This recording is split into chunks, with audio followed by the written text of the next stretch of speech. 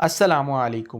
موت ایک ایسا سچ ہے جس کا کوئی انکار نہیں کرتا، چاہے وہ مسلمان ہو یا کافر، اللہ کا انکار کرنے والا ہو یا اللہ کا ماننے والا ہو۔ لیکن اس کو بھی پتہ ہے کہ موت ایک دن آنے والی ہے اور کوئی انسان اس دنیا میں ہمیشہ زندہ نہیں رہتا۔ آج میں آپ کی خدمت میں موت کا منظر بیان کروں گا کہ موت کیسے واقع ہوتی ہے اور موت کے بعد انسان کے ساتھ کیا حالات پیش آتے ہیں۔ ملک الموت اس فرشتے کو کہتے ہیں جو انسانوں کی روحیں قبض کرتا ہے۔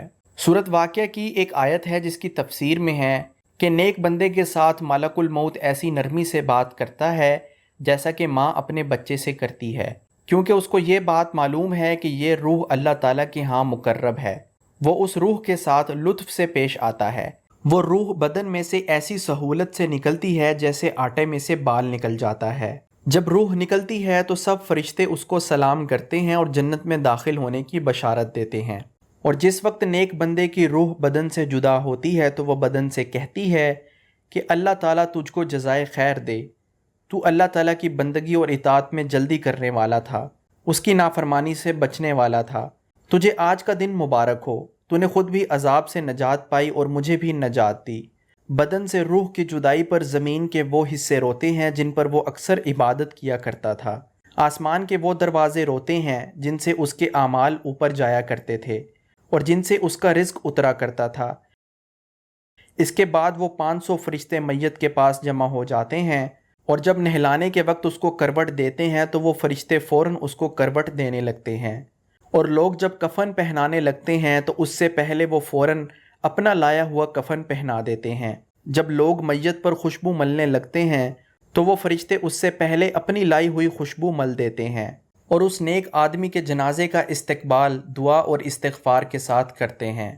یہ سارے منظر دیکھ کر شیطان زور زور سے روتا ہے اور اپنے لشکروں سے کہتا ہے کہ تمہارا ناس ہو جائے، یہ تم سے کس طرح چھوٹ گیا۔ وہ کہتے ہیں کہ یہ معصوم تھا۔ اس کے بعد جب ملک الموت اس کی روح لے کر اوپر جاتے ہیں تو حضرت جبرائیل علیہ السلام 70,000 فرشتوں کے ساتھ اس کا استقبال کرتے ہیں۔ یہ فرشتے اس کو حق تعالی شانہ کی طرف سے بشارتیں دیتے ہیں۔ اس کے بعد جب ملک الموت اس کو عرش تک لے جاتے ہیں تو وہاں پہنچ کر وہ روح سجدہ میں گر جاتی ہے۔ اس کے بعد حق تعالی شانہ کا ارشاد ہوتا ہے، میرے بندے کی روح کو سدر مخضود اور تلح منضود میں پہنچا دو۔ اور جب اس کی لاش قبر میں رکھی جاتی ہے تو اس کی نماز اس کے دائیں طرف آ کر کھڑی ہو جاتی ہے، روزہ بائیں طرف کھڑا ہو جاتا ہے، قرآن پاک کی تلاوت اور اللہ کا ذکر سر کی طرف کھڑا ہو جاتا ہے، اور جماعت کی نماز کے لیے جو قدم چلے تھے وہ پاؤں کی طرف کھڑے ہو جاتے ہیں، اور مصیبتوں اور آزمائشوں پر کیا ہوا صبر قبر کے ایک جانب کھڑا ہو جاتا ہے۔ اس کے بعد عذاب اس قبر میں اپنی گردن نکالتا ہے اور مردہ تک پہنچنا چاہتا ہے، لیکن وہ اگر دائیں جانب سے آتا ہے تو نماز اس کو روک دیتی ہے، اور پھر وہ بائیں جانب سے آتا ہے تو روزہ اسی طرح اس کو ہٹا دیتا ہے، پھر وہ سر کی طرف سے آتا ہے تو تلاوت اور اللہ کا ذکر اس کو روک دیتے ہیں۔ غرض عذاب جس جانب سے بھی آنا چاہتا ہے اس کو رستہ نہیں ملتا، اس لیے کہ اللہ تعالیٰ کی جو اطاعت و فرما برداری اس نے دنیا میں کی تھی وہ اطاعت و فرما برداری اس کو ہر جانب سے گھیر لیتی ہے۔ جب یہ عبادات مل کر اس عذاب کو دور کر دیتی ہیں، اس کے بعد 2 فرشتے اس مردہ کے پاس آتے ہیں جن کی آنکھیں بجلی کی طرح چمکتی ہیں اور آواز بادلوں کی زوردار گرج کی طرح ہوتی ہے۔ ان کے دانتوں کی کچلیاں گائے کے سینگوں کی طرح ہوتی ہیں، بال اتنے بڑے ہوتے ہیں کہ پاؤں تک لٹکے ہوئے ہوتے ہیں، ان کے ایک کندھے سے دوسرے کندھے تک کا فاصلہ اتنا ہوتا ہے کہ کئی دن میں چل کر پورا ہو۔ ان دونوں فرشتوں کو منکر نکیر کہا جاتا ہے۔ ان میں سے ہر ایک کے ہاتھ میں ایک ایک اتنا بڑا اور بھاری ہتھوڑا ہوتا ہے کہ اگر ساری دنیا کے انسان اور جنات مل کر اٹھائیں تو ان سے اٹھ نہ سکے۔ وہ آ کر مردہ سے کہتے ہیں بیٹھ جا۔ مردہ ایک دم بیٹھ جاتا ہے۔ وہ سوال کرتے ہیں بتا تیرا رب کون ہے، تیرا مذہب کیا ہے، تیرے نبی کا نام کیا ہے۔ مردہ کہتا ہے کہ میرا رب اللہ جل شانہ ہے جو وحدہ لا شریک ہے، وہ تنہا مالک ہے، کوئی اس کا شریک نہیں ہے، میرا دین اسلام ہے، میرے نبی محمد صلی اللہ علیہ وسلم ہیں جو خاتم النبیین ہیں۔ وہ دونوں کہتے ہیں تو نے صحیح کہا۔ اس کے بعد وہ قبر کی دیواروں کو ہر جانب سے وسیع کر دیتے ہیں۔ اس کے بعد وہ کہتے ہیں کہ اوپر سر اٹھاؤ۔ مردہ جب سر اٹھاتا ہے تو اس کو ایک دروازہ نظر آتا ہے جس میں جنت نظر آتی ہے۔ وہ کہتے ہیں اے اللہ کے ولی، وہ جگہ تمہارے رہنے کی ہے اس وجہ سے کہ تم نے اللہ تعالیٰ کی اطاعت کی۔ حضور اقدس صلی اللہ علیہ وسلم فرماتے ہیں قسم ہے اس پاک ذات کی جس کے قبضہ میں میری جان ہے، اس کو اس وقت ایسی خوشی ہوتی ہے جو کبھی نہ لوٹے گی۔ اس کے بعد وہ فرشتے کہتے ہیں کہ اپنے پاؤں کی طرف دیکھو۔ وہ دیکھتا ہے تو جہنم کا ایک دروازہ نظر آتا ہے۔ وہ کہتے ہیں اے اللہ کے ولی، تو نے اس دروازے سے نجات پا لی۔ اس وقت بھی مردے کو ایسی خوشی ملتی ہے جو کبھی نہ لوٹے گی۔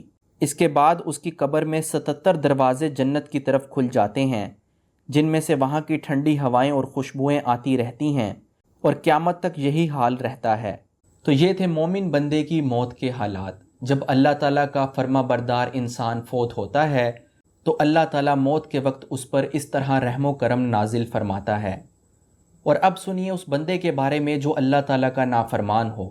اللہ تعالیٰ ملک الموت سے فرماتے ہیں کہ میرے دشمن کے پاس جاؤ اور اس کی جان نکال کر لاؤ۔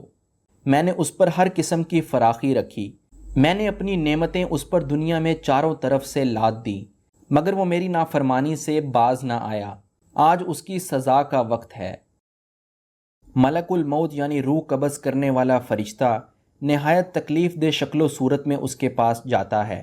ملک الموت کے پاس ایک لمبا موٹا ڈنڈا ہوتا ہے جو جہنم کی آگ کا بنا ہوا ہوتا ہے، جس میں کانٹے لگے ہوتے ہیں، اور ملک الموت کے ساتھ 500 فرشتے ہوتے ہیں جن کے ہاتھوں میں جہنم کی آگ کے بڑے بڑے انگارے ہوتے ہیں اور آگ کے کوڑے ہوتے ہیں جو دہکتے ہوئے ہوتے ہیں۔ ملک الموت آتے ہی وہ ڈنڈا اس پر مارتا ہے جس کے کانٹے اس کے جسم میں گھس جاتے ہیں، پھر وہ اس کو کھینچتا ہے اور باقی فرشتے ان کوڑوں سے اس کے منہ اور اس کی سرین پر مارنا شروع کر دیتے ہیں، جس سے وہ مردہ غش کھانے لگتا ہے۔ وہ اس کی روح کو پاؤں کی انگلیوں سے نکال کر ایڑی میں روک دیتے ہیں اور پٹائی کرتے رہتے ہیں، پھر ایڑی سے نکال کر گھٹنوں میں روک دیتے ہیں، پھر وہاں سے نکال کر جگہ جگہ روکتے رہتے ہیں تاکہ کافی دیر تک تکلیف پہنچائی جا سکے۔ پھر ملک الموت اس کی ملعون روح کو نکال کر جہنم کی طرف لے چلتا ہے۔ پھر جب اس کی روح بدن سے رخصت ہوتی ہے تو وہ بدن سے کہتی ہے کہ اللہ تعالیٰ تجھے برا بدلہ دے، تو مجھے اللہ تعالیٰ کی نافرمانی میں جلدی سے لے جاتا تھا اور اس کی اطاعت میں سستی کرتا تھا، تو خود بھی ہلاک ہوا اور آج مجھے بھی ہلاک کر دیا، اور زمین کے وہ حصے جہاں وہ گناہ کیا کرتا تھا اس پر لعنت کرتے ہیں، اور شیطان کے لشکر دوڑتے ہوئے اپنے سردار ابلیس کے پاس جا کر خوشخبری سناتے ہیں کہ ایک آدمی کو جہنم تک پہنچا دیا۔ پھر جب وہ قبر میں رکھا جاتا ہے تو زمین اس پر اتنی تنگ ہو جاتی ہے کہ اس کی پسلیاں ایک دوسرے میں گھس جاتی ہیں، پھر اس پر کالے سانپ مسلط ہو جاتے ہیں، پھر اس کے پاس وہی 2 فرشتے منکر نکیر جن کا ذکر ہو چکا آتے ہیں اور اس سے پوچھتے ہیں کہ بتا تیرا رب کون ہے، تیرا دین کیا ہے، تیرے نبی کون ہیں۔ وہ ہر سوال کے جواب میں لا علمی ظاہر کرتا ہے اور اس کے پاس صحیح جواب نہیں ہوتا، اور اس کے ہر جواب پر اس کو آگ کے بنائے ہوئے ڈنڈے سے اس قدر زور سے مارتے ہیں کہ اس ڈنڈے سے نکلنے والی چنگاریاں قبر میں پھیل جاتی ہیں۔ اس کے بعد اس کو کہتے ہیں کہ اوپر دیکھ۔ وہ اوپر کی جانب جنت کا دروازہ کھلا ہوا دیکھتا ہے، اس کے باغ اور اس کی بہاریں نظر آتی ہیں۔ وہ فرشتے اس سے کہتے ہیں کہ اللہ کے دشمن، اگر تو اللہ تعالیٰ کی اطاعت کرتا تو یہ تیرا ٹھکانہ ہوتا۔ حضور اقدس صلی اللہ علیہ وسلم فرماتے ہیں اس ذات کی قسم جس کے قبضہ میں میری جان ہے کہ اس کو اس وقت ایسی حسرت ہوتی ہے کہ ایسی حسرت کبھی نہ ہوگی۔ پھر دوزخ کا دروازہ کھولا جاتا ہے اور وہ فرشتے کہتے ہیں کہ اللہ کے دشمن، اب یہ تیرا ٹھکانہ ہے۔ تو یہ ہیں وہ حالات جو اس شخص کے ساتھ پیش آئیں گے جو اللہ تعالیٰ کا نافرمان ہے۔ میرے پیارے بھائیوں اور بہنوں، دوستوں اور بزرگوں، ہمیں اللہ تعالیٰ کی نافرمانی سے بچنا چاہیے اور اس کی فرما برداری کرنی چاہیے، چاہے جو بھی ہو جائے۔ ہمیں اللہ تعالیٰ کے احکامات پورے کرنے ہیں۔ کہیں ایسا نہ ہو کہ ہم اللہ تعالیٰ کی نافرمانی کر کے اس دنیا سے چلے جائیں اور اللہ نہ کرے کہ ہمارا حال بھی ایسا ہو جیسا کہ ایک نافرمان شخص کا حال ہوتا ہے۔ اللہ تعالیٰ سے دعا ہے کہ اللہ تعالیٰ ہمارے لیے موت، قبر اور آخرت کی منزلیں آسان فرمائے۔ اب میں آپ کی اجازت چاہتا ہوں۔ السلام علیکم۔